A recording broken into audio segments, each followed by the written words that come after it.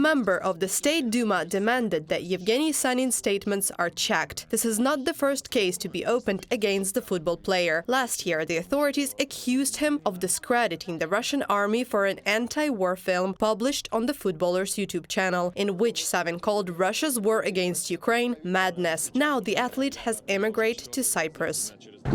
On February 24th, Russia started a war in Ukraine. Yes, I will use the exact word. I will not call it something else or put it down like many bloggers. I will say what I think and what I see. The Moscow Bolshoi Theater is removing performances by unwanted directors because of their anti-war position. This was confirmed by the Bolshoi general director Vladimir Yurin. In an interview with Rossiyskaya Gazeta, he said that the Bolshoi Theater has been removing from its repertoire the productions of those directors who, quote, were very definite about the so-called special operation. And, in addition, the reason for the removal of some productions was negative reviews. The Bolshoi is a special theater in this sense, in terms of the increased attention it receives. So perhaps it is natural when a certain wave of indignant letters and other statements shows up, then the theater and the Ministry of Culture understand perfectly well what causes such serious negative reaction. This was also the reason for the withdrawal of certain performances. Vladimir Yurin, general director of the Bolshoi Theater, in an interview with Rossiyskaya Gazeta.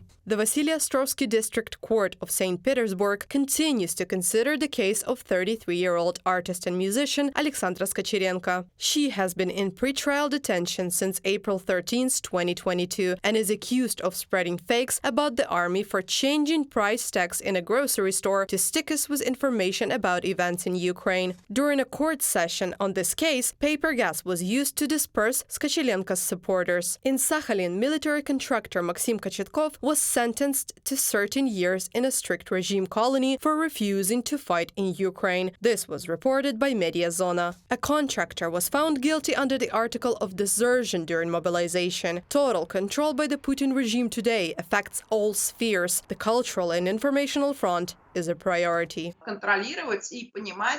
Control and understand the small ghetto that is trying to get out of the sphere of control. A good example is one of the oldest opposition resources, Grani.ru website, which was one of the first to be blocked. It circumvented the blocking through numerous mirrors and remained a serious analytical information source. But recently, it announced that it would stop operating because the people who made it simply got tired of the endless struggle. As of today, more than 600 organizations and individuals have been recognized as foreign agents in Russia. Actor Dmitry Nazarov, who left Russia after the start of the full-scale invasion of Ukraine, recently published a poem in which he mocked the regime of dictator Putin and the so-called freedom of speech in Russia. Reported by Anastasia Tarnavska, Victoria Smirnova, UATV News.